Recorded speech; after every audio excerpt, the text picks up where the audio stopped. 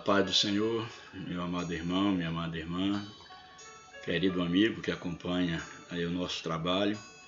É uma alegria muito grande poder voltar a comunicar com cada um de vocês para postar mais um vídeo, mais um comentário de uma das nossas lições da CPAD. Estou fazendo essa postagem um pouco atrasado devido aí às ocupações. Infelizmente não houve tempo de um outro momento, mas graças a Deus por essa oportunidade. Hoje nós estaremos fazendo o comentário da lição de número 12. Esta lição ela tem como título O Reinado de Josias. É um tema muito importante, por quê? Porque vai nos apresentar, dentre os reis de Israel, vai nos apresentar aqui um rei que ele foi diferente de todos os demais reis, falando mais especificamente dos reinos de Judá, ou do reino de Judá, pois a própria Bíblia, nós veremos isso, nos apresenta que nem antes e nem depois de Josias houve um rei semelhante a ele, tanto em Judá quanto no reino de Israel, isso já se tratando do reino dividido, mostrando que Josias foi um rei que procurou andar no caminho do Senhor, que levou inclusive a nação a um grande despertamento espiritual. Portanto, é uma lição muito importante falar sobre o reinado de Josias, que exatamente esse reinado, ele vai ser um reinado onde o povo e o próprio rei, ele se volta para Deus, mesmo Deus tendo já advertido e havendo profecia que Judá também, assim como o reino de Israel foi levado e foi entregue nas mãos dos inimigos, Judá também seria entregue. Porém, por causa de Josias, do seu temor a Deus, dele se voltar para Deus e levar a nação a voltar-se para Deus, Deus poupou a nação durante todo o reinado de Josias, poupou a nação de ser levada para o cativeiro. E aí, depois da morte de Josias, é que então aquela nação ela é entregue nas mãos dos inimigos, pois isso já havia sido determinado por Deus. Bem, então o reinado de Josias será o título da lição. O texto áureo da nossa lição nos apresenta: Então disse o sumo sacerdote Ilquias ao escrivão Safã: Achei o livro da lei na casa do Senhor. E Ilquias deu o livro a Safã e ele o leu. Esse texto vai aparecer dentro do contexto maior que eu estarei lendo, mostrando exatamente o ponto de partida, ou por meio do qual houve de fato um despertamento tanto na vida do rei quanto na vida da nação, quando esse livro, o livro da lei, esse livro ele é encontrado na casa do Senhor. Nós vamos refletir um pouco sobre isso. A verdade prática, ela nos apresenta, nos dias de hoje, Deus ainda levanta homens e mulheres dispostos a combater a cultura da idolatria que se perpetua através das gerações. Deus sempre tem aqueles com os quais ele pode contar, sempre um remanescente, que Deus levanta para combater a cultura do pecado, a cultura mundana, a cultura da idolatria, que ela tem crescido na sociedade e às vezes tem ameaçado a vida da igreja. Mas Deus sempre tem levado pessoas para preservar a doutrina, a santidade da igreja através do ensinamento da palavra de Deus. E Josias foi exatamente um desses levantados por Deus para que em seu tempo a santidade de Deus ela fosse reverenciada ali no reino de Judá, no reino do sul. A leitura bíblica em classe, proposta aqui pela lição, é 2 Reis, capítulo 22, os versos 3, 5 e 8, depois capítulo 23, versos 2 ao 5, versos 21, 22 e 25. Mas eu estarei lendo, fazendo uma leitura maior, como sempre eu gosto de fazer, para que a gente de fato tenha uma contextualização bem maior daquilo que está sendo apresentado pela lição. Lembrando que essa É a penúltima lição, e a nossa última lição vai estar falando exatamente sobre o cativeiro de Judá. Aqui fala sobre esse governo, o reinado de Josias, que governou sobre Judá, que foi um bom rei, um rei que fez segundo a vontade de Deus. Aí está isso expresso no capítulo 22 e o capítulo 23. E no capítulo 24, Josias ele vai morrer no capítulo 23, e no capítulo 24 vai acontecer exatamente quando Nabucodonosor, rei da Babilônia, ele vai invadir Judá e levar o povo para o cativeiro. Bem, então, voltando aí o texto para o capítulo 22, quero ler e estar meditando, pontuando algumas coisas. Então, segundo Reis, capítulo 22, o verso 1, nos diz o seguinte: Josias tinha 8 anos quando começou a reinar, e reinou 31 anos em Jerusalém. O nome da sua mãe era Jedida, filha de Adaías de Boscate. Então nós temos aqui, Josias ele foi consagrado rei, é claro, ele estava sob o tutor de alguém que cuidou dele até que ele atingisse uma idade necessária para poder governar. Mas para todo efeito, Josias ele tinha 8 anos quando começou a reinar, e diz que o reinado de Josias, aqui a palavra de Deus nos afirma que foi 31 anos ele reinou em Jerusalém, aí a capital, no caso do Reino do Sul, de Judá. O nome da mãe era Jedida e filha de Adias de Boscate. E aí o verso 2 nos apresenta o seguinte, em relação a Josias: ele fez o que era reto aos olhos do Senhor, e andou em todo o caminho de Davi seu pai, não se apartando dele nem para a direita nem para a esquerda. Sempre essa é uma referência em relação aos bons reis. A Bíblia apresenta como andando diante da presença do Senhor e não apartando do caminho, no caso de Davi, seu pai, tomando Davi como uma referência de um rei segundo o coração de Deus.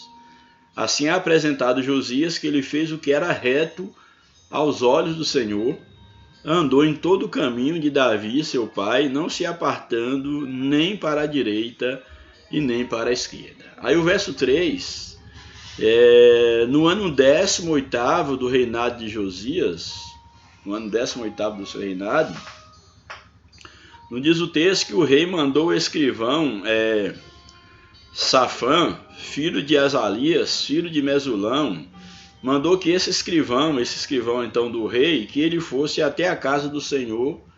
E ele foi, o rei então disse para ele: sobe, falando do seu escrivão, sobe a Ilquias, o sumo sacerdote. Então o seu escrivão deveria procurar Ilquias, melhor dizendo, o sumo sacerdote.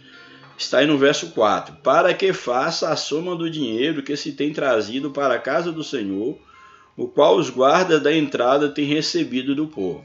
Então, havia lá já um bom tempo que havia essa colheita de ofertas para a casa do Senhor, e agora então o rei Josias manda então o seu escrivão, Safã, exatamente procurar a Ilquias, o sumo sacerdote, para saber em relação a esse dinheiro para que ele fosse aplicado na casa do Senhor. Verso 5. Então ele dá essa ordem para que faça a soma do dinheiro, faça a contabilidade de quanto tinha do dinheiro que os guardas haviam recebido, que o povo tinha então entregue ali na casa do Senhor, e que só entreguem na mão dos mestres de obras que estão encarregados da casa do Senhor. Então a ordem era que esse dinheiro ele fosse entregue nas mãos dos mestres de obra, daqueles que estavam encarregados da casa do Senhor, e que estes o deem aos que fazem a obra, aos que estão na casa do Senhor, para repararem os estragos da casa. Então aqui já dá a entender que os reis que antecederam a Josias fizeram um pouco caso da casa do Senhor. Havia estrago, imundícia, a casa do Senhor estava abandonada, e agora Josias então ele dá ordem para que a casa do Senhor ela pudesse ser reparada, para que os estragos da casa do Senhor eles fossem reparados. Aí o verso 7, contudo não se tomava conta a eles do dinheiro que se lhes entregava nas mãos por quanto se havia com fidelidade. Aqueles que estavam à frente à obra, eles eram fiel que o rei nem sequer tomava conta, eles nem prestavam contas, dada a fidelidade que eles estavam diante do Senhor. Verso 8. Então disse o sumo sacerdote a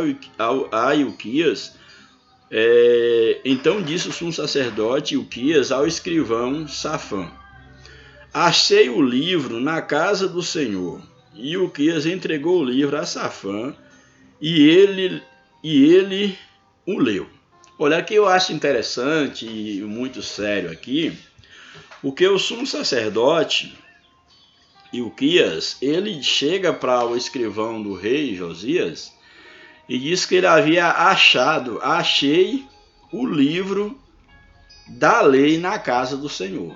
Isso é tão emblemático, por quê? Porque o que ele está dizendo, se ele achou o livro, é que esse livro ele já não era mais usado, mesmo porque a casa do Senhor havia sido profanada, e a ideia dele ter achado o livro na casa do Senhor é como se ele estivesse dizendo: olha, achamos aí o livro da lei que estava perdido na casa do Senhor.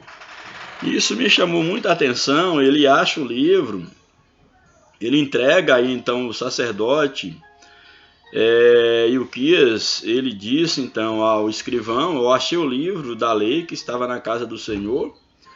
E diz que então Ilquias, o sacerdote, ele entregou o livro a Safã e ele leu aquele livro. E depois, é claro, ele passou o livro para Josias.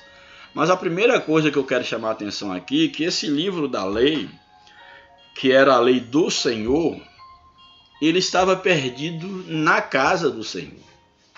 Então imagine a situação espiritual do povo e daquela casa, que tinha o nome de casa do Senhor, uma vez que a palavra do Senhor, o livro da lei, ele estava perdido dentro da casa do Senhor.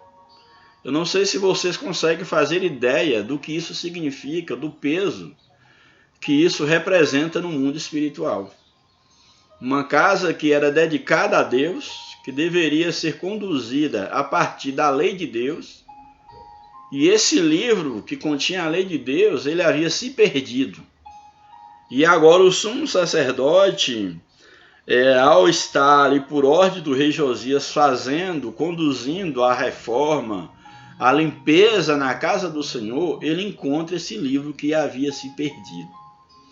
E quando eu li esse texto, algo falou muito forte ao meu coração, e eu quero trazer para o contexto atual, que nós sabemos que hoje nós não somos conduzidos pela lei de Moisés, mas nós temos hoje aí as Escrituras Sagradas, a Bíblia Sagrada, que contém tanto o Antigo quanto o Novo Testamento. A Bíblia, uma linguagem mais direta, mais comum de se entender. E o que nós temos percebido é que em muitos lugares, e não são em poucos, em muitos lugares que se dizem casa de Deus, que se dizem igrejas, de pessoas que se dizem povo de Deus, homens que se dizem pastores, homens de Deus, em muitos lugares a palavra de Deus também ela tem se perdido. A palavra de Deus ela está perdida em alguns lugares que se dizem igreja, que se dizem casa de Deus. Mas perdida de que forma? Não é o livro físico em si, porque hoje todos têm acesso ao livro. Você, quem sabe, na sua casa, você tem 1, 2, 3 ou mais Bíblias. Eu aqui tenho várias Bíblias, por exemplo, estudo. Mas é interessante nós observarmos que a ideia dentro desse contexto aqui de 2 Reis, do livro estar perdido, não era que meramente havia se perdido aquele exemplar do livro, só existia um único exemplar e havia ali se perdido, e eles estivessem a todo custo procurando aquele livro. Não, não é esse o contexto. A ideia aqui do livro ter se perdido é que a própria lei de Deus, a própria presença de Deus, a própria direção de Deus já havia se afastado do povo, já havia se perdido, o povo havia perdido a direção de Deus. Então, o livro físico só era uma representação daquilo que já havia acontecido espiritualmente com a nação de Israel e com o templo.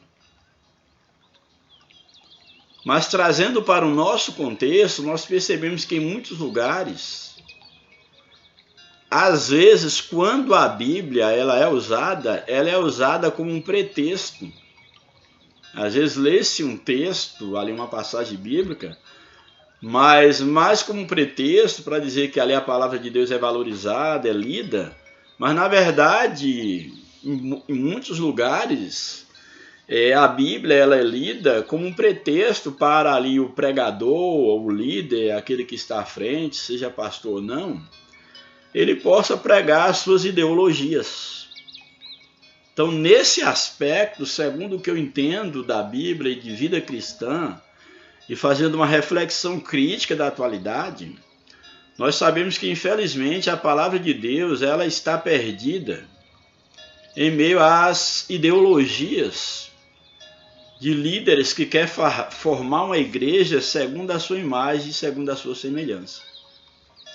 A gente percebe que quem está conduzindo a vida do povo de muitas igrejas não é a palavra de Deus, não é o Espírito Santo, mas é a sabedoria humana, é a ideologia de alguém que acha que quer construir um modelo de igreja, que quer conduzir a igreja segundo o que ele acha que deva ser a igreja, e aí segundo, quem sabe, alguns princípios da sociologia, da psicologia, da filosofia, etc., da teologia, que existem teologias e teologias, mas pouco ou quase nada se tem da palavra de Deus, da direção de Deus em muitos lugares que dizem ser casa de Deus. Então isso eu creio que deva preocupar você que é líder, você que é pastor, e você também que é membro. Nós devemos nos preocupar enquanto igreja se a palavra de Deus ela não está se perdendo com o passar do tempo ou se ela não já se perdeu no nosso meio. Porque eu tenho acompanhado e com muita tristeza que às vezes quando alguém diz que vai pregar a palavra de Deus, muitas das vezes o texto que é lido para a mensagem ou a miscelânea, a mistura de textos, são usados mais como um pretexto para poder sustentar uma ideia que a pessoa já tem na cabeça. Ela quer falar sobre determinada temática, mas como ela precisa vestir essa temática ou vestir o seu pensamento, que já está totalmente formado, ele já sabe o que quer falar, para ele transvestir isso, para vestir isso de evangelho, só usando textos da Bíblia para dar uma roupagem bíblica a uma mensagem que não é bíblica. Hoje nós sabemos que na maioria dos cultos quase não se tem a preocupação, por exemplo, de pregar um sermão expositivo que venha expor a palavra de Deus, um sermão textual que realmente trabalhe os textos da palavra de Deus, não textos por textos, mas muitos se valem, nada contra os sermões temáticos, que se pode pregar um sermão temático que seja bíblico, mas tem se colocado temas segundo o desejo humano. E aí, para sustentar esses temas, as ideologias por trás desses temas, sejam ideologias religiosas, filosóficas, humanistas, etc., usa-se alguns textos da Bíblia para poder maquiar uma mensagem, para maquiar uma ideologia humana. Então deve-se ter muito cuidado para que a palavra de Deus, a Bíblia Sagrada, ela não venha se perdendo em meio a essas ideologias, ou ela já não tenha se perdido totalmente em meio às ideologias. Porque ideologia nenhuma, pensamento humano algum, Sabedoria humana alguma transforma a vida das pessoas, edifica a vida da igreja, santifica a igreja, transforma vidas. As verdadeiras mudanças, a verdadeira transformação que acontece na vida de um homem, de uma mulher, de um cristão, é exatamente através da palavra. Porque a Bíblia diz que a fé vem pelo ouvir, e o ouvir vem pela palavra de Deus, não é pela ideologia humana. Então deve-se ter muito cuidado para que a palavra de Deus ela não venha se perder dentro da igreja.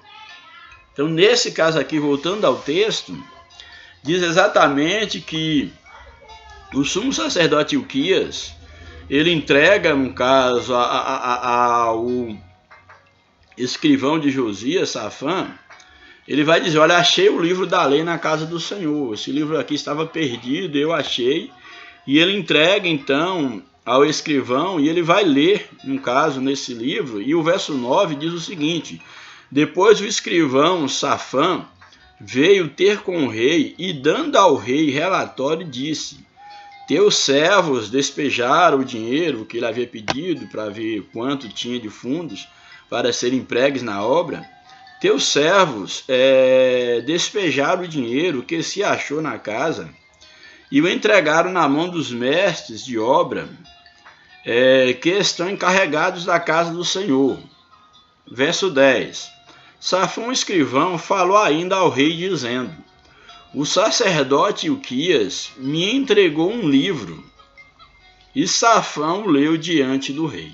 Aqui dá a entender que o escrivão, ele talvez não tivesse um conhecimento desse livro, porque aqui a expressão me entregou um livro, quando ele poderia falar, me entregou o livro da lei, mas me entregou um livro, e Safã, diz que Safã, o escrivão, ele leu o livro diante do rei. E aí o verso de número 11 nos diz o seguinte, e sucedeu que, tendo o rei ouvido as palavras do livro da lei, que era esse livro que estava lendo, ele rasgou as suas vestes com sinal de humilhação, de reconhecimento do pecado da nação e do seu próprio pecado, da sua própria ignorância. Ele rasga então as suas vestes, o verso 12. Então o rei deu ordem a Ilquias, o sacerdote, o sumo sacerdote, e a Aicão, filho de Safã, e Acbor, filho de Micaias, e a Safã, o escrivão, e a Asaías, servo do rei, dizendo, ide, olha a ordem de Josias e a sua preocupação. Ele diz o seguinte, ide consultai ao Senhor por mim e pelo povo, e por todo Judá, acerca das palavras deste livro que se achou. Então mostra que esse livro ele era, em certa medida, ou totalmente estranho para o atual rei Josias, porque ele fala, vai consultar o Senhor, porque eu li esse livro aqui, estou vendo aqui algumas profecias, inclusive contra Judá, procure então consultar um profeta, um representante de Deus, acerca das palavras que se encontram nesse livro que se achou aí perdido na casa do Senhor. E o que nos diz a sequência do texto?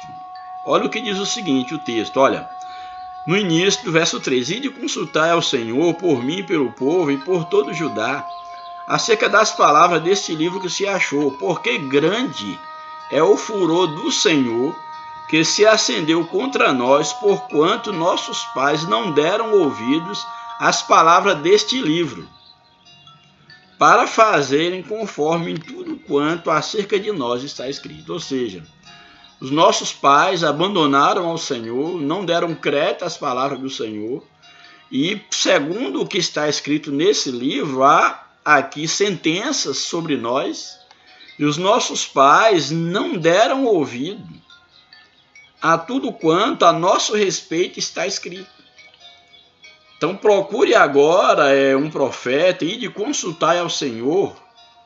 Aí a ideia de consultar o Senhor é procurar um profeta, alguém que realmente falasse da parte de Deus, para saber como fica agora a nossa situação, uma vez que nós nos afastamos de Deus, nossos pais afastaram de Deus. E eu acho interessante que ele fala dos pais terem afastado, mas ele se humilha diante do Senhor. E a ideia dele procurar, no caso, é consultar a Deus, pedir para que essa comitiva vá consultar a Deus. Ele não está procurando culpado, jogando culpa, não, foram os antepassados, não. Ele quer realmente ver o que ele pode fazer para evitar o mal que estava determinado, o que ele deveria fazer, se orientar para com que ele e todo o povo se voltasse para Deus. E ele se coloca também como culpado. Mas uma vez que ele teve contato com esse livro, ele agora já se humilhou, rasgou as suas vestes e ele se volta para o Senhor. Ele quer conhecer mais o Senhor e ter esse relacionamento com Deus e levar a nação também a ter esse relacionamento com Deus. Aí o verso 14 diz o seguinte: então o sacerdote Ilquias, e Aicão, e Acbor, e Safã, e Asaías foram ter com a profetisa Uda, mulher de Salum, filho de Tikvá, filho de Arás, o guarda das vestiduras. Ela, no caso Uda, habitava então em Jerusalém, na segunda parte de Jerusalém. E lhe falaram, foram lá então e falaram com a profetisa Uda. Aí o verso 15 nos diz o seguinte: e ela lhes respondeu. Qual foi a resposta de Deus por meio de Uda, a profetisa? Assim diz o Senhor, o Deus de Israel: dizei ao homem que vos enviou a mim. Assim, verso 16, assim diz o Senhor: eis que trarei males sobre este lugar e sobre os seus habitantes, conforme todas as palavras do livro que o rei de Judá leu.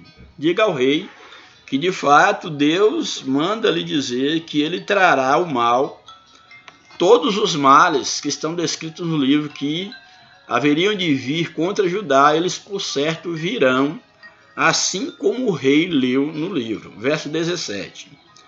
Porquanto me deixaram e queimaram incenso a outros deuses para me provocarem a ira por todas as obras das suas mãos, o meu furor se acendeu contra este lugar e não se apagará.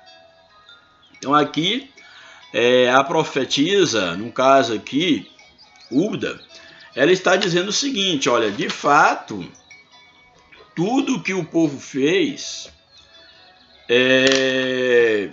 todo o mal que o Senhor diz que viria sobre esse povo, ele vai ver exatamente por que esse mal virá sobre Judá e os habitantes de Judá, segundo o que está escrito no livro. Exatamente porque esse povo abandonaram a Deus. Então, Uda está falando em nome de Deus. Esse povo me deixaram e queimaram incenso a outros deuses. Era o povo de Deus que havia abandonado a Deus e estava agora adorando a ídolos. Queimaram incenso a outros deuses para me provocarem a ira por todas as obras das suas mãos. E aí vai dizer: o meu furor se acendeu contra este lugar, ou seja, o cálice da minha ira já se encheu. E ela completa aqui dizendo: e não se apagará. Ou seja, o mal que está determinado, ele virá. Meu furor não se apagará. Aí o verso 18, que eu acho interessante, que é a importância de um homem, uma mulher se colocar diante de Deus, pela sua família, pela sua nação, pela sua igreja. Porque o verso 18 diz o seguinte: todavia, ou seja, o mal virá, todavia, aí é uma adversativa, que vai trazer uma ideia agora que vai de encontro ao que foi dito antes. Todavia, ao rei de Judá, que vos enviou para consultar o Senhor, assim lhe direis: assim diz o Senhor, o Deus de Israel, quanto às palavras que ouviste, porquanto teu coração se enterneceu e te humilhaste perante o Senhor, porquanto ouviste o que falei contra este lugar e contra os seus habitantes, isto é, que se haviam de tornar em assolação e em maldição, e rasgaste as tuas vestes, e choraste perante mim, também eu te ouvi, diz o Senhor.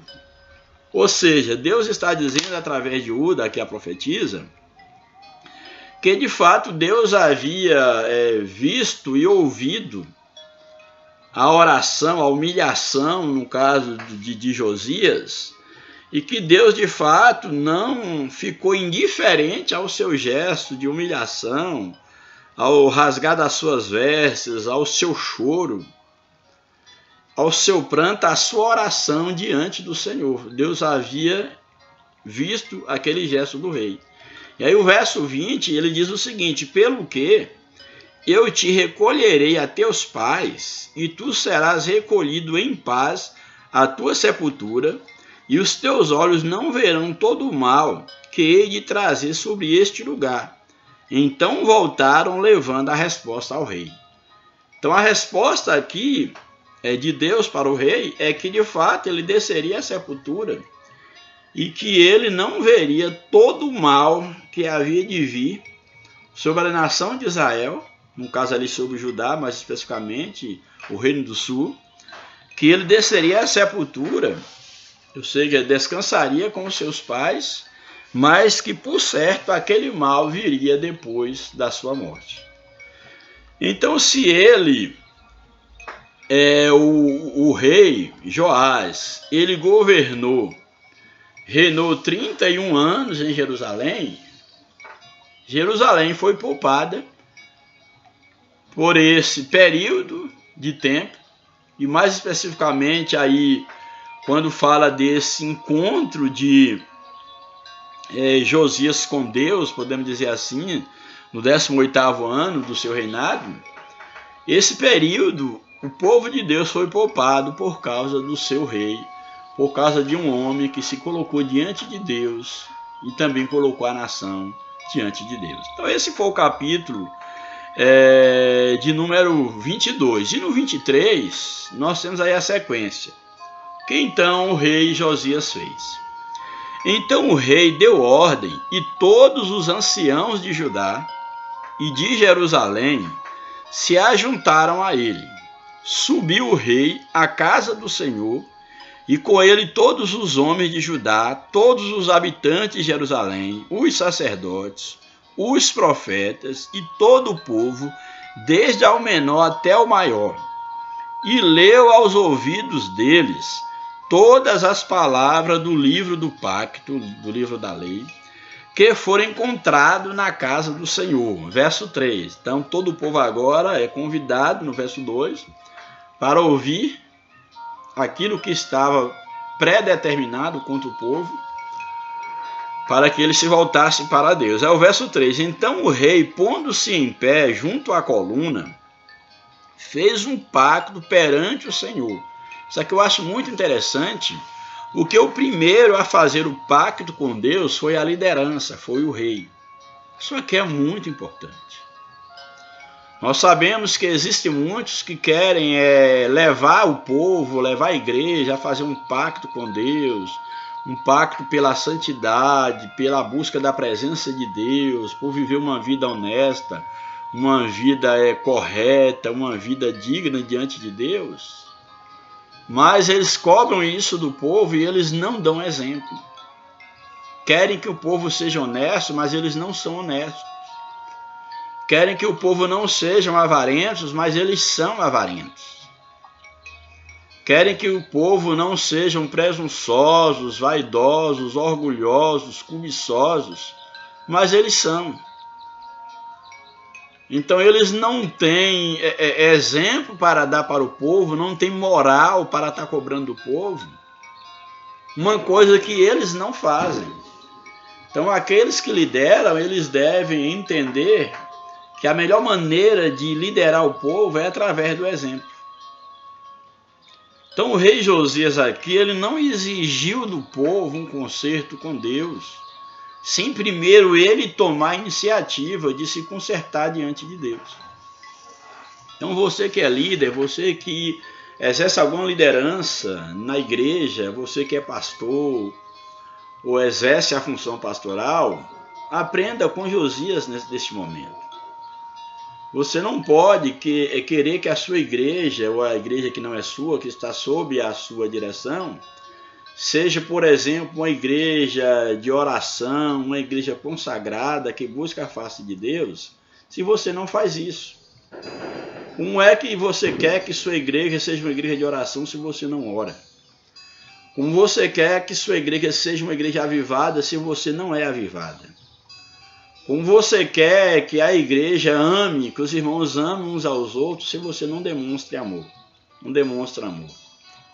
Como você quer que cada membro seja correto nas suas atitudes, na sua vida secular, se você não é? Como você quer que os maridos amem, zelem, cuidem, respeitem, honrem as suas mulheres e as mulheres também em relação aos seus maridos, se você é um espancador da sua esposa, dos seus filhos, se você não dá exemplo? Isso também serve para a mulher, você que exerce alguma liderança.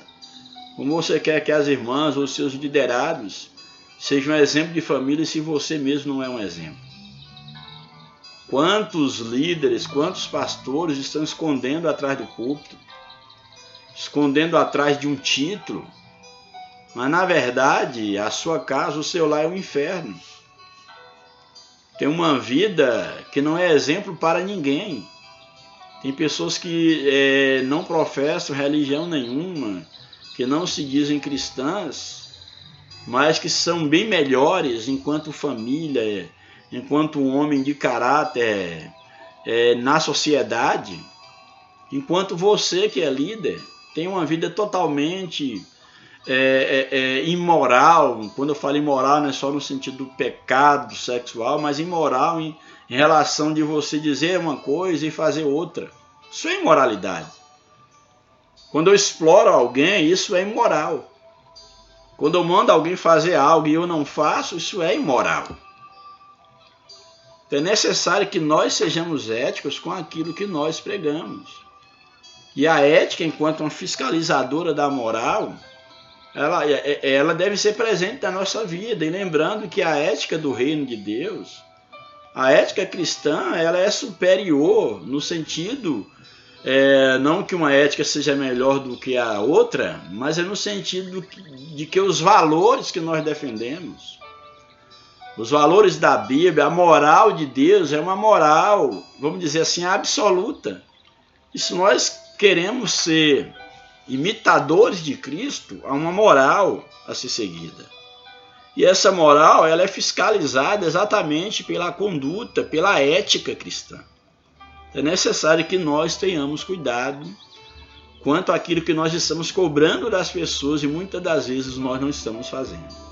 Então, voltando ao texto, diz o seguinte, que então, aí o verso 3, então o rei Joás, pondo-se em pé junto à coluna, fez um pacto perante o Senhor. Qual era esse pacto? Um pacto de andar com o Senhor e guardar os seus mandamentos, os seus testemunhos e os seus estatutos de todo o coração, de toda a alma, confirmando as palavras desse pacto que estava escrito naquele livro, e todo o povo esteve por esse pacto. É muito importante porque aqui Josias ele faz o pacto com Deus, um pacto de guardar os mandamentos do Senhor, os testemunhos, os estatutos, e diz que ele faria isso de todo o coração, sem reserva.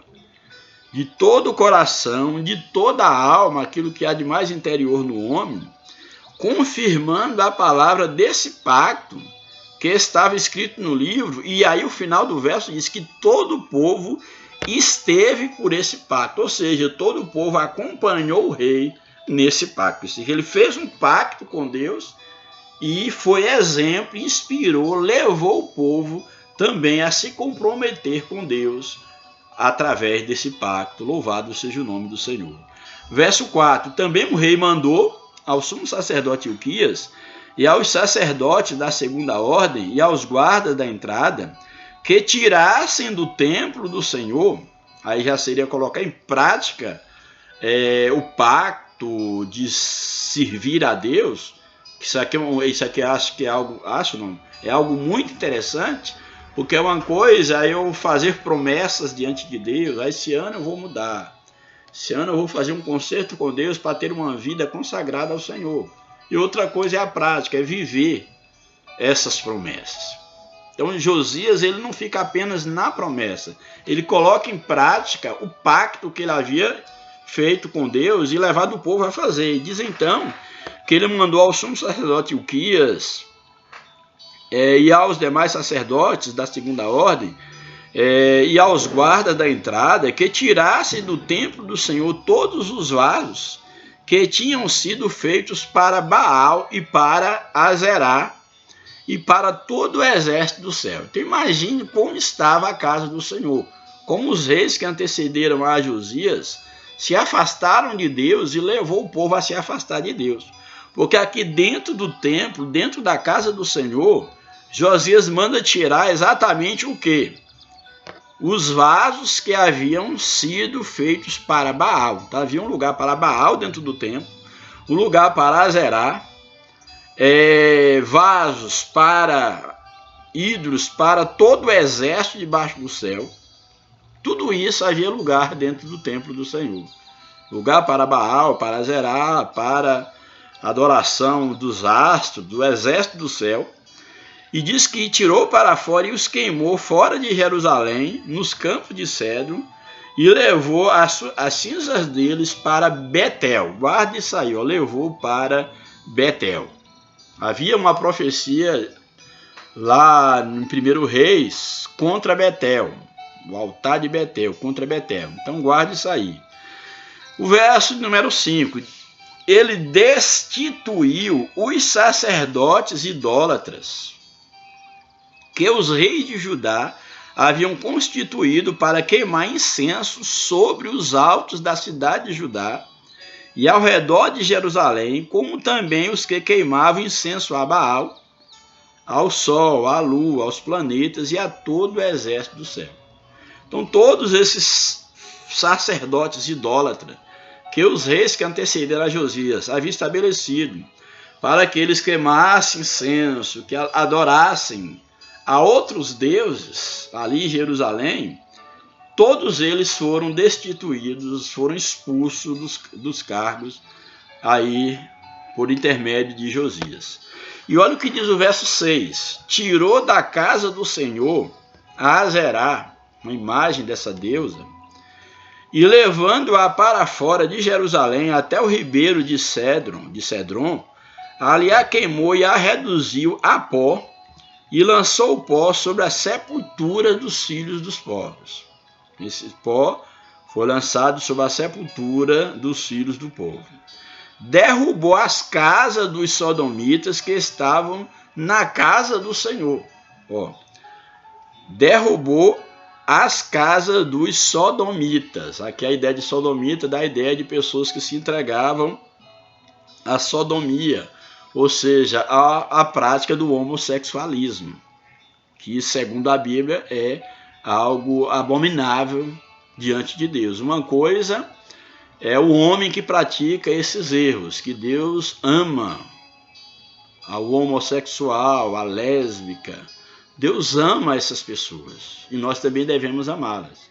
Mas Deus não ama as práticas dessas pessoas.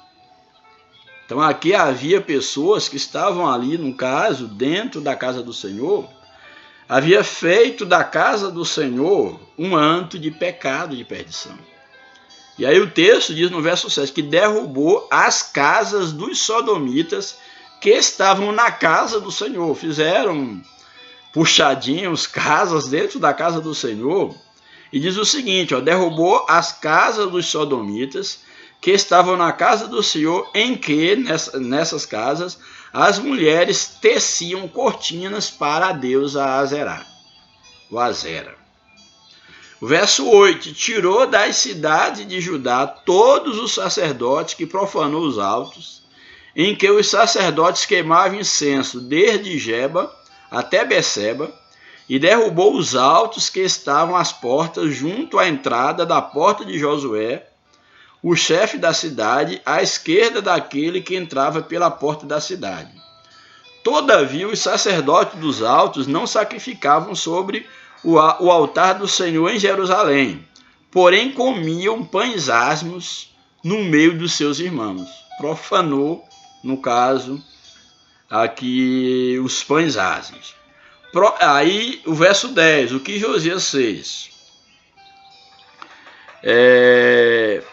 Profanou a Tofete, que está no vale do filho de Inom, para que ninguém fosse passar seu filho ou sua filha pelo fogo a Moloque. Aqui Josias, a ideia de profanar é mandar destruir, entendeu? Essa é a ideia. Profanou a Tofete, que está no vale do filho de Inom, para que ninguém fosse passar seu filho ou sua filha pelo fogo, que é na adoração ao deus Moloque. Então Josias profana esses altares para que ninguém fosse ali queimar, passar os seus filhos pelo fogo. Tirou os cavalos que os reis de Judá, as imagens que os reis de Judá tinham consagrado ao sol, a entrada da casa do Senhor. Havia esses cavalos, essas imagens consagradas ao Deus Sol. A entrada da casa do Senhor, perto da câmara do camareiro, Natã-Meleque, a qual está no recinto, e os carros do sol queimou a fogo. Tudo imagens e ídolos que estavam na casa do Senhor. Também o rei derrubou os altares que estavam sobre o terraço do cenáculo de Acaz, os quais os reis de Judá tinham feito, como também os altares de Manassés, ou que Manassés fizera, nos 2 átrios da casa do Senhor, e tendo-os esmigalhado, os tirou dali e lançou o pó deles no ribeiro de Cedro. Verso 13. O rei profanou também, ou seja, destruiu, profanou também os altos que estavam ao oriente de Jerusalém, à direita do monte de corrupção, os quais Salomão, rei de Israel, edificara a Astarote. Até Salomão havia se desviado de Deus, havia edificado a Astarote, a abominação dos sidônios, a Quemós, a abominação dos moabitas, e a Milcom, a abominação dos filhos de Amon. Então o rei Josias manda, então, profana esses altos que havia em Jerusalém, que o rei Salomão havia edificado a essas entidades aqui, a essas abominações diante do Senhor. O rei Josias agora profana, ou seja, destrói esses altos. Verso de número 14. Semelhantemente quebrou as colunas e cortou os acerins e encheu seus lugares de ossos de homens. Quebrou esses altares, esses holocaustos, e encheu seus lugares de ossos de homens. Igualmente, aqui o verso 15 que eu chamo a tua atenção. Igualmente o altar que estava em Betel e o alto feito por Jeroboão, filho de Nebate, que fizera Israel pecar, esse altar lá em Betel, que foi feito por Jeroboão, que levou Israel a pecar, esse altar e o alto, ele os derrubou, queimando o alto, reduzindo ao pó, e queimou a Aserá. E virando-se Josias, viu as sepulturas que estavam ali no monte, e mandou tirar os ossos das sepulturas, e os queimou sobre aquele altar que estava lá em Betel, que Jeroboão havia mandado erguer, tirou os ossos daqueles homens, daqueles ímpios, que já haviam morrido, viu as sepulturas que estavam ali no monte, e mandou tirar os ossos da sepultura e os queimou sobre aquele altar. Assim o profanou, conforme a palavra do Senhor, proclamada pelo homem de Deus que predisse essas coisas. Um homem de Deus, um profeta, havia predito que Deus traria esse castigo sobre esse altar de Betel. Está lá no livro de 1 Reis, capítulo 13, verso 1 e 2, mais especificamente essa profecia. 1 Reis, capítulo 13, verso 1 e 2. Diz o seguinte, verso 1. E eis que por ordem do Senhor, um homem de Deus veio de Judá a Betel. Não fala o nome do profeta, só diz que um homem de Deus ele veio de Judá a Betel dentro desse contexto. E Jeroboão estava junto ao altar para queimar incenso. E clamou esse homem de Deus, que a Bíblia não fala o nome, verso 2.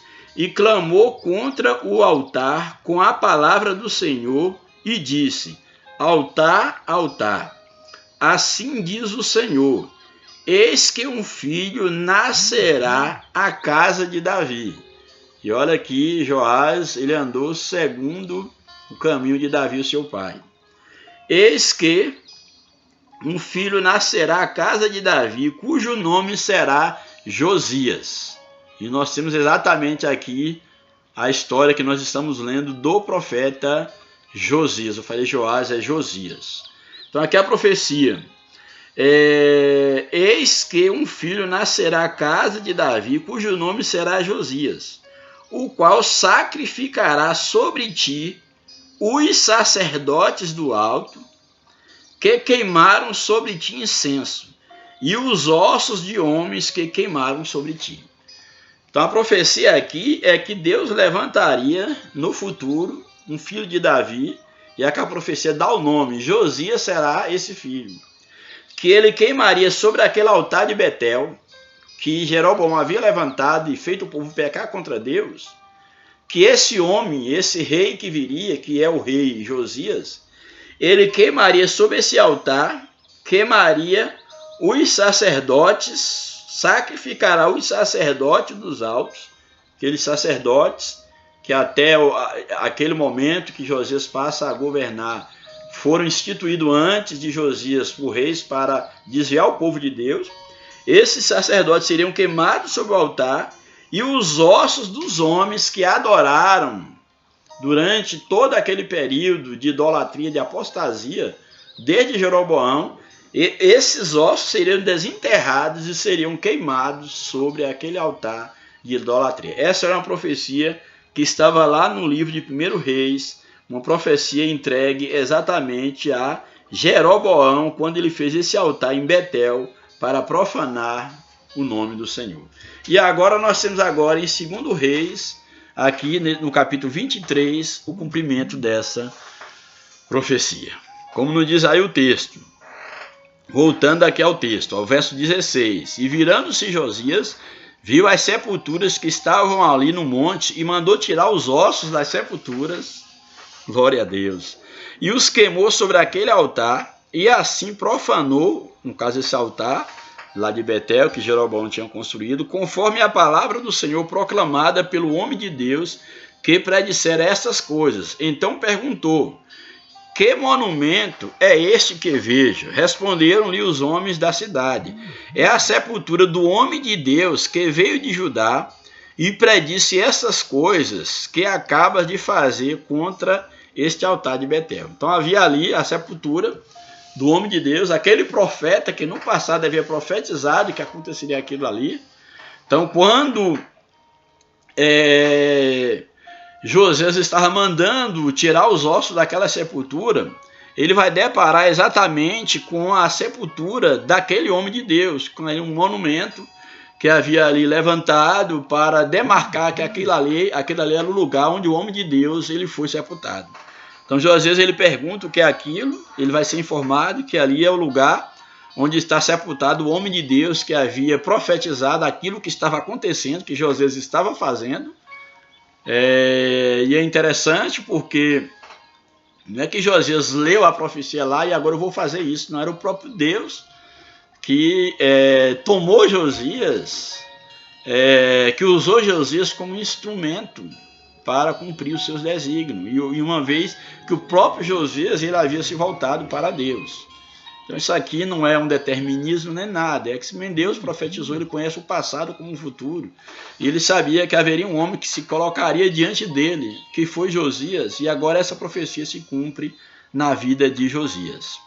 Ao que disse Josias em relação à sepultura desse homem de Deus: deixe-o estar, ou seja, não tire os ossos desse homem de Deus, tire os demais que pecaram aqui no altar. Agora esses demais eles vão ser oferecidos, os ossos dos demais e dos falsos desses sacerdotes e dotes serão queimados aqui no altar.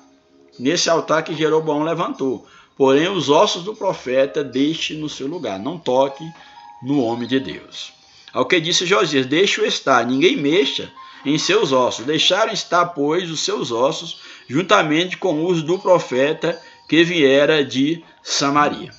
Josias tirou também todas as casas, esse profeta que vier de Samaria, que num outro contexto, a Bíblia fala, não vou entrar aqui no contexto, sobre um profeta que teve um encontro com um homem de Deus, um profeta que profetizou contra o altar, e ele deveria voltar por um caminho, ele acabou sendo induzido por outro profeta, e aí toda uma história em relação ao profeta, ele é punido, ele morre, ele é sepultado, e aquele outro profeta diz que quando ele morresse, ele queria ser sepultado no lugar onde foi sepultado o homem de Deus. Bem, então Josias tirou também todas as casas do alto que havia nas cidades de Samaria e que os reis de Israel tinham feito para provocarem o Senhor a ira, e lhes fez conforme tudo o que havia feito em Betel. E todos os sacerdotes dos altos que encontrou ali, ele os matou sobre os respectivos altares. Que lá, olha, a profecia lá de 1 Reis, lá no, como nós lemos lá no capítulo, no livro de 1 Reis, havia a profecia de que Deus faria, lá no capítulo 3 de 1 Reis, faria isso como os sacerdotes seriam sacrificados no altar e todos os ossos da sepultura. E é exatamente o que Josias está fazendo agora. E a todos os sacerdotes dos altos que encontrou ali, ele os matou sobre os respectivos altares que eles ofereciam, no caso, aí, holocausto a outros deuses. Josias os mata e eles agora que já é a oferta oferecida nesses altares, cumprindo a profecia. Então os matou sobre os altares, onde também queimou os ossos de homens. Depois voltou a Jerusalém. Então, naqueles altares onde estava queimando os ossos de homens que haviam pecado contra Deus, que haviam tirado da sepultura, também esses sacerdotes eles foram queimados nesses altares. Verso 21. Então o rei deu ordem, ele volta a Jerusalém, e o rei deu ordem a todo o povo, dizendo: celebrai a Páscoa do Senhor vosso Deus, como está escrito neste livro do pacto. Vocês vão celebrar agora a Páscoa de Deus. Lembrando que desde o tempo lá dos juízes, que já não se havia mais celebrado a Páscoa do Senhor. E agora Josias, então, ele retome, agora vocês vão celebrar a Páscoa, a memória da libertação que Deus deu a vocês lá do Egito, que simbolizava também uma libertação em aspecto espiritual, que o povo deveria se voltar para Deus, mas infelizmente o povo não voltou para Deus. Então, já que o povo havia feito um concerto com Deus, Josias havia feito um concerto com Deus, então ele vai dar ordem. Deu ordem a todo o povo, dizendo: celebrai a Páscoa do Senhor vosso Deus, como está escrito neste livro do pacto. Pois não se celebrava, é o verso 22, aquele que eu falei há pouco instante. Está aí no verso 22. Pois não se celebrava tal Páscoa desde os dias dos juízes, que julgaram a Israel, nem em todos os dias dos reis de Israel, nem tampouco nos dias dos reis de Judá. Aqui é interessante porque fala assim: pois não celebraram tal Páscoa. Aqui dá também uma leitura de que não houve uma Páscoa como a Páscoa que, no caso, Josias havia oferecido. Dá a entender não que necessariamente em alguns períodos da monarquia não houvesse celebrado uma Páscoa, mas em termos de grandiosidade, em termos de pureza, que nós vimos numa das lições que nós lemos, que quando o povo sacerdote foi chamado para oferecer algo a Deus, houve até uma participação dos levitas em algo que não era papel dos levitas. Então, o que o texto está dizendo aqui no verso 22 é que uma Páscoa a nível de pureza, de estar de conformidade com o que de fato Deus estabeleceu lá com Moisés, que desde o período dos juízos nunca houve uma Páscoa semelhante a essa. Só fazendo um esclarecimento, uma vez que até comentei que desde o tempo dos juízes não havia tido Páscoa, não necessariamente, mas não houve uma Páscoa como essa Páscoa. É um entendimento, vamos dizer assim, que seria mais plausível se falar em relação a essa Páscoa. Porque o texto diz o seguinte: pois não se celebrou tal Páscoa, ou seja, uma Páscoa como esta, desde os dias dos juízes que julgaram Israel, nem em todos os dias dos reis de Israel, nem tampouco nos dias dos reis de Judá. Foi no 18º ano do rei Josias que esta Páscoa foi celebrada ao Senhor em Jerusalém. Então pode-se ter essa leitura. Alguns podem fazer a leitura de que não se comemorava mais a Páscoa, mas pode também ter essa leitura de que uma Páscoa a essa semelhança não se fez desde a época dos juízes. Além disso, os adivinhos, os feiticeiros, os terafins, os ídolos e todas as abominações que se viam na terra de Judá e em Jerusalém, Josias os extirpou, para confirmar as palavras da lei que estava escrita no livro que o sacerdote Ilquias achara na casa do Senhor. Ora, antes dele não houve rei que lhe fosse semelhante, que se convertesse ao Senhor de todo o coração e de toda a alma e de todas as suas forças, conforme a lei de Moisés, e depois dele nunca se levantou outro semelhante. Então não houve um semelhante a ele. Todavia o Senhor não se demoveu do ardor da sua grande ira com que ardia contra Judá, por causa de todas as provocações que Manassés o provocara. E disse o Senhor: também a Judá hei de remover de diante da minha face, como removi a Israel. E rejeitei essa cidade de Jerusalém que elegi, como também a casa da qual eu disse que estará ali o meu nome. Ou seja, rejeitou a Israel, e uma vez rejeitando Israel, Deus também rejeitaria o templo. Isso aqui eu acho fundamental. Porque se Deus rejeita o povo de Israel, o templo já não faz mais sentido. Porque o templo só fazia sentido Deus habitar no templo se Deus habitasse no povo de Israel. Então isso aqui eu abro parênteses para dizer que de nada adianta termos belos templos, belas construções, se Deus não habitar no coração do povo. E se Deus rejeita o povo, o templo também será rejeitado. É o que o texto está dizendo, olha. E disse o Senhor: também a Judá hei de remover de diante da minha face, como removi a Israel, o reino do norte. E rejeitarei essa cidade de Jerusalém. Eu elegi essa cidade, mas se eu rejeitei o povo, eu vou rejeitar essa cidade, rejeitarei essa cidade, ou seja, o povo dessa cidade. Como também a casa da qual eu disse, estará ali o meu nome, ou seja, o templo também eu rejeitarei, porque o povo também está sendo rejeitado. Verso 28, ora, o restante dos atos, Josias e tudo quanto fez, porventura, não estão escritos no livro das crônicas dos reis de Judá?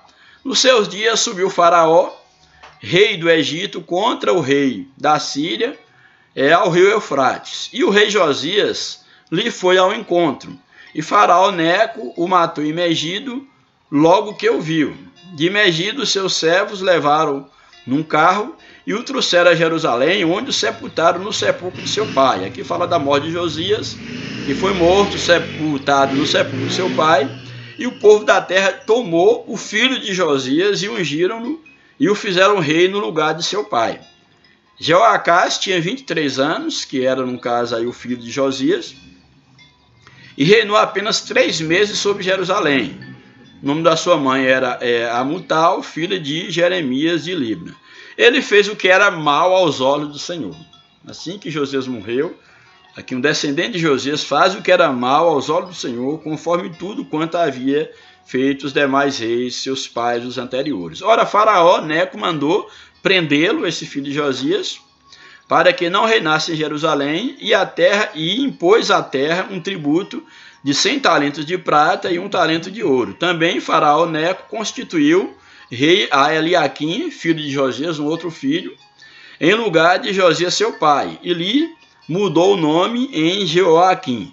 Porém levou consigo Joacás, que conduzido ao Egito ali morreu. E Jeoaquim deu a Faraó a prata e o ouro, porém impôs à terra uma taxa para fornecer esse dinheiro conforme o mandado de Faraó, cobrar da terra para que pudesse pagar esses tributos a Faraó. Exigiu do povo da terra, de cada um, segundo a sua avaliação, prata e ouro para Faraó Neco. Jeoaquim tinha 25 anos quando começou a reinar e reinou 11 anos em Jerusalém. O nome de sua mãe era Zíbida e filha de Pedaías e Rumá. E ele fez o que era mal aos olhos do Senhor, conforme tudo o que seus pais haviam feito. Seus pais seriam os seus antecedentes, aqueles que vieram antes de Josias. E aqui a gente encerra o capítulo 23, e no capítulo 24, que será o tema da próxima semana, nós já vamos ver então a queda do reino do sul, aí a queda de Judá. Então esses são os textos que nós lemos. Agora iremos para a lição, apresentar alguma coisa que o comentário da lição, aquilo que Deus aqui colocou no coração do comentarista. Irei apresentar aí, já temos 1 hora aí de comentário, irei apresentar assim de uma maneira geral a lição. A introdução nos apresenta: Josias foi o último dos reis justos de Judá. Vimos que os que vieram depois dele não foi justo. Nunca houve um rei como ele que se voltasse para o Senhor de todo o coração. Esse grande monarca e fiel homem de Deus expurgou o país de todas as falsas divindades, ali colocadas por seus ancestrais. E ao saber que o livro da lei havia sido encontrado dentro do templo, iniciou em seu reinado a maior e mais impactante renovação espiritual vista entre todas as tribos de Israel. Aí o primeiro tópico: Josias prepara o templo.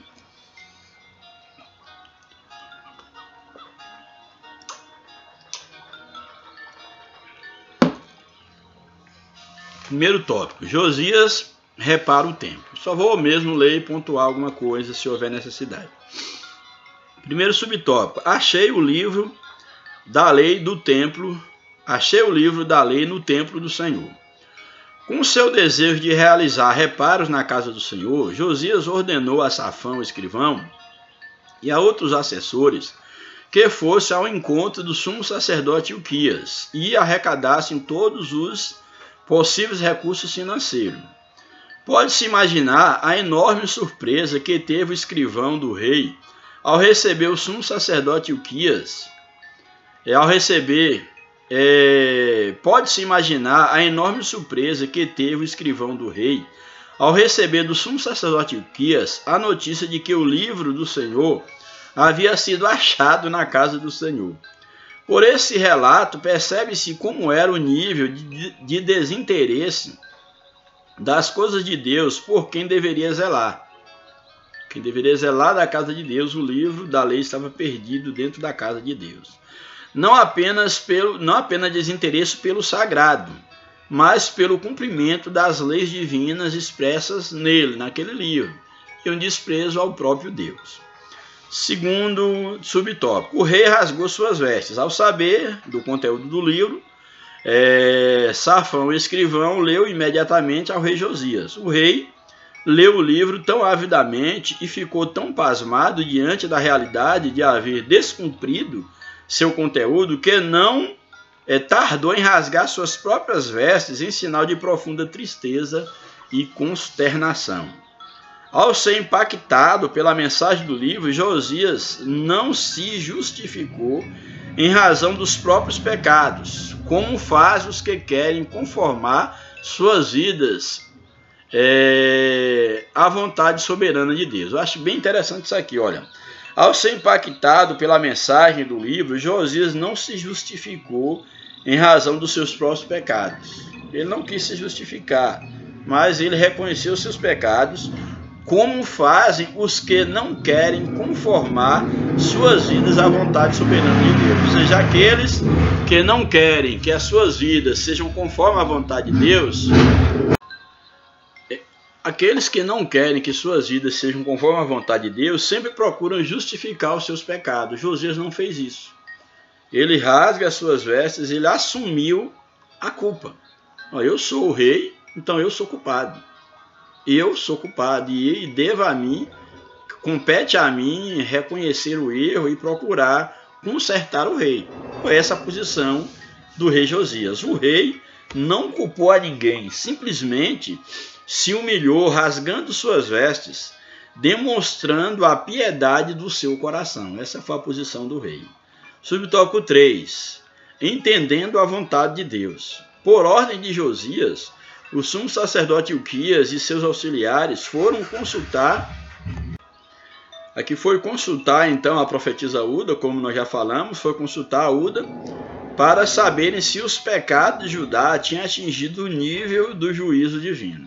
Então, olha, ele manda consultar ao Senhor, e no caso aqui foi a profeta Uda, como nós já falamos, a profetisa, para saber exatamente se já havia atingido o limite da ira de Deus, e de fato já havia.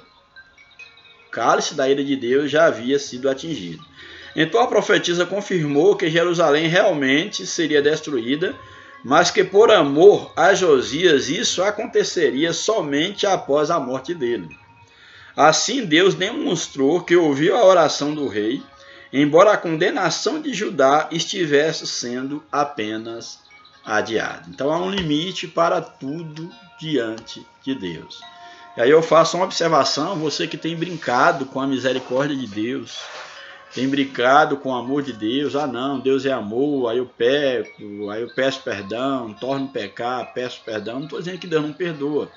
Tem pecados que a gente acaba reincidindo alguns pecados devido à nossa fraqueza. Mas uma coisa é eu, de uma maneira totalmente premeditada, abusar da bondade de Deus. Não, eu vou pecar porque Deus perdoa. Ele faz a ferida e ele vai ligar a ferida. Então eu posso pecar que Deus sempre vai estar à disposição. Não é bem assim. Judá pecou e havia enchido o cálice da ira de Deus. Deus só não puniu no tempo de Josias, porque Josias havia se colocado diante do Senhor. Então o coração de Josias, ele foi colocado diante de Deus, e Deus então popa a Josias de ver o mal que haveria de vir sobre aquele povo. Mas depois o mal, de fato, ele sobreveio. Tópico 2. A renovação do pacto com o Senhor. Vamos ver o que nós temos aqui. Primeiro subtópico, a leitura do livro diante do povo.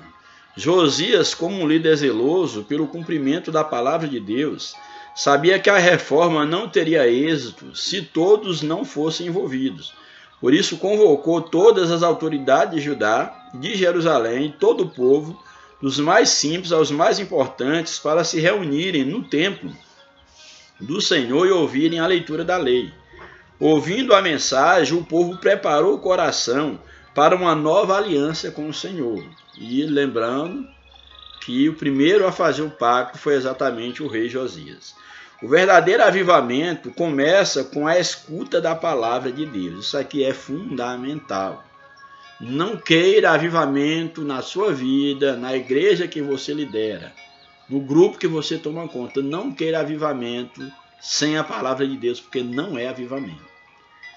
Avivamento por meio de campanhas, por meio de palavras sugestivas, por meio de técnicas, por meio do marketing, por meio de movimentos para que o povo entre em êxtase através do barulho de uma bateria, de um surdo, de um tambor. Isso não é avivamento. O verdadeiro avivamento, ele é operado pela palavra de Deus. O verdadeiro avivamento, acima de tudo, ele causa transformação, mudança de direção. Ele leva o homem a relacionar-se com Deus. Esse é o verdadeiro avivamento. Alguém que diz que está avivado, mas que não mudou a sua maneira de pensar, sua maneira de agir, que não passou a amar mais a Deus e amar ao próximo, que não aproximou-se mais de Deus, isso não é avivamento. Pode ser qualquer coisa, menos avivamento. Então cuidado com esses avivamentos que você pula, fica alegre, fica em êxtase, se emociona, mas quando você volta para casa, você permanece do mesmo jeito. Isso não é avivamento. O avivamento, como o texto aqui diz, olha, o verdadeiro avivamento começa com ouvir a palavra de Deus. É um avivamento operado pela palavra de Deus. Lembrando que o próprio Jesus é a palavra por excelência, a palavra encarnada. Bem, quando a Bíblia passa a ser ouvida com seriedade, o coração é quebrantado, a nossa vida é avivada e o Espírito Santo faz morada. O avivamento por meio da palavra é duradouro, é verdadeiro, é duradouro, é transformador. Subtópico 2. A destruição dos ídolos. No início de sua reforma, quando tinha completado 8 anos de reinado, o rei Josias reparou o templo, tirando todos os utensílios que tinham sido feitos para Baal. Além disso, ele expurgou, melhor dizendo, as imundícias idolátricas de todas as cidades de Judá e se voltou a Jerusalém quando todo o trabalho de limpeza havia terminado. Só voltou quando todo o trabalho havia terminado. O coração de Josias fervia de amor por Deus, Deus de Abraão, tão ultrajado pelo seu povo. Josias agora nutre um amor tão grande pelo Deus de Israel. E é interessante, nós podemos perceber aqui, algo aqui interessante na lição do professor, quando diz o seguinte: pode-se perder as escrituras por causa do pecado. A escritura que se perdeu lá na casa de Deus, que foi achada, na atualidade, lá foi por causa do pecado. E também na atualidade, a Bíblia ela pode se perder numa igreja exatamente por causa do pecado. O pecado é que leva com que a palavra de Deus desapareça da igreja. Mas olha o que o texto diz. A experiência prova a veracidade do ditado que diz: a leitura deste livro evita o pecado, e o pecado evita a leitura deste livro. Ou seja, a leitura da Bíblia evita o pecado, e o pecado evita a leitura da Bíblia. Estão entendendo? Então, aquele que lê a Bíblia, não só lê, mas que estuda e coloca em prática, ele procura afastar-se do pecado. E aquele que se aproxima do pecado, ele se afasta da Bíblia. Grave isto no teu coração. Isso é uma palavra muito, muito profunda. Bem, vamos então para o tópico de número 3, o último tópico, o tópico número 3, que nos apresenta o seguinte: a celebração da Páscoa. A celebração da Páscoa e a restauração do culto e dos ofícios do templo. Somente depois de 18 anos de reinado foi que Josias conseguiu comemorar a primeira Páscoa. Isso aqui é muito interessante, que diz o seguinte: olha, somente depois de 18 anos de reinado que Josias conseguiu comemorar a primeira Páscoa. Esta foi a maior celebração desde os tempos do profeta Samuel. Desde o tempo do profeta Samuel, nós lembramos aqui que era o tempo dos juízes, certo? Então diz o quê? Que esta foi a maior celebração desde os tempos do profeta Samuel. Josias também restabeleceu a liturgia do culto, o sacerdócio, os diversos ofícios que eram praticados no templo, tais como os ofícios, tais como de sacerdote, de levita, de cantores, de guarda do templo, etc. E aí o tópico 2 coloca a maior Páscoa da monarquia.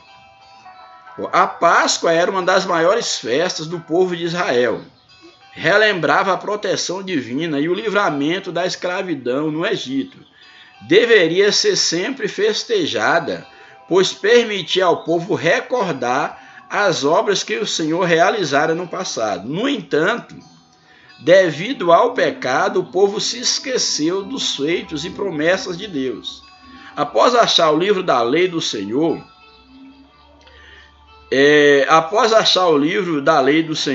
derrubar os altares a deuses pagãos e destituir os sacerdotes que realizavam tais abominações, Josias deu ordem para que o povo retornasse à celebração da Páscoa. Ele realizou o maior festejo no seu tempo. Nunca houvera Páscoa tão fervorosa. Então aqui dá a entender que essa Páscoa aqui foi a maior Páscoa da monarquia. Porque ele vai celebrar a maior Páscoa e antes dele e depois dele não houve uma igual. Então daí é aquela leitura que eu falei, a possibilidade de leitura de que é possível que a Páscoa, algumas Páscoas tivessem sido, quem sabe, celebrada por alguns reis, mas Josias, é marcado como celebrando a maior Páscoa do período da monarquia. Essa observação que eu achei interessante. Bem, aqui no subsídio devocional aqui, traz uma informação muito interessante que diz o seguinte: somos informados de que nunca se celebrou tal Páscoa como esta em nenhum dos reinados anteriores, não desde os dias do juízo. Se nunca celebrou nos reinados anteriores uma Páscoa como essa, desde os dias do juízo. A propósito, insinua que, embora o relato que o livro de Juízes dá do Estado de Israel sobre aquela dinastia pareça apenas melancólica, ainda houve então alguns dias duradouros. Naquela dinastia ainda houve alguns dias duradouros, alguns dias dourados, melhor dizendo, principalmente o rei de Judá. O rei de Israel, a maioria eram reis perversos, mas ainda houve alguns reis bons, no caso, que procurou andar minimamente segundo a vontade de Deus. Parece que essa Páscoa, no caso aqui de Josias, parece que essa Páscoa foi extraordinária por causa do número e da devoção dos participantes de seus sacrifícios e ofertas e de sua exata observância das leis da festa. Por quê? Porque, olha, e não ocorreu agora como na Páscoa, no caso de Ezequias, que faltou sacerdote, os levitas teve que ajudar. Então houve uma Páscoa, por exemplo, no governo de Ezequias. Então não ocorreu agora como na Páscoa de Ezequias, quando participaram muitos que não estavam limpos, de acordo com a purificação do santuário, e foi permitido aos levitas fazer o trabalho dos sacerdotes.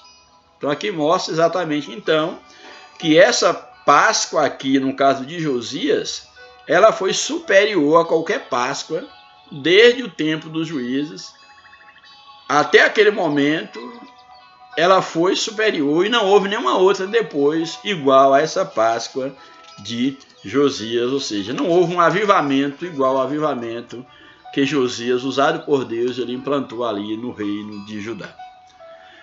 Infelizmente, a gente vai ver na próxima lição, depois da morte de Josias, Judá foi entregue, foi levado para o cativeiro babilônico. E aí a conclusão da lição: Josias fez uma limpeza geral em Israel, eliminando todas as formas de idolatria instituídas pelos reis que o antecederam, inclusive o rei Salomão.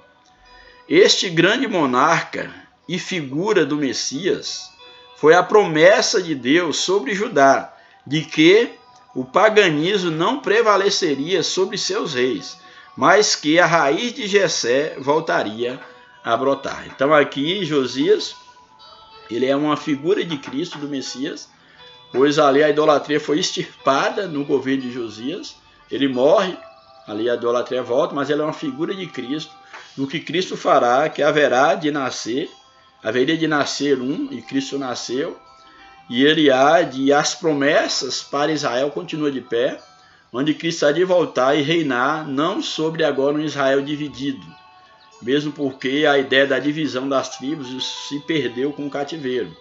A tribo do norte foi levado para o cativeiro assírio, a do sul, depois da morte de Josias, levado para o cativeiro babilônico, e quando eles retornam para a sua terra, já pós-cativeiro, e em 1948, quando Israel é reconhecido como nação, já não há mais essa divisão das tribos divididas. Israel é um povo só. Então, cumprir-se-á a profecia no futuro, onde haveria um reino eterno, onde a raiz de Jessé voltaria a brotar, e isso aponta para Jesus, que nasceu, morreu, ressuscitou e que há de vir, tanto para buscar a igreja, quanto para implantar o seu reino sobre Israel, o reino milenial. Que Deus nos ajude, que Deus nos abençoe, que nós possamos ter aprendido aqui com o reinado de Josias, como uma pessoa pode fazer diferença no seu grupo, na sua família, no seu estado, no seu país, quando ela se coloca diante de Deus. A liderança pode fazer uma grande diferença se ela se voltar para Deus e não apenas estiver cobrando do povo que se volta para Deus. Mas quando a liderança se coloca diante de Deus para ser um canal de bênção para adorar a Deus com o coração inteiro, de todo o coração, de toda a alma, ela também pode levar o povo a experimentar uma vida de adoração. Que Deus nos abençoe, que Deus abençoe a tua vida, a tua família, o teu ministério, que você possa observar, que você possa se ater à grande responsabilidade que Deus tem colocado sobre os seus ombros, que é viver uma vida para Ele, e que através do teu exemplo outros também queiram relacionar-se com Deus. Que Deus nos abençoe. A paz do Senhor eis por nós, em nome de Jesus. Amém. Um grande abraço.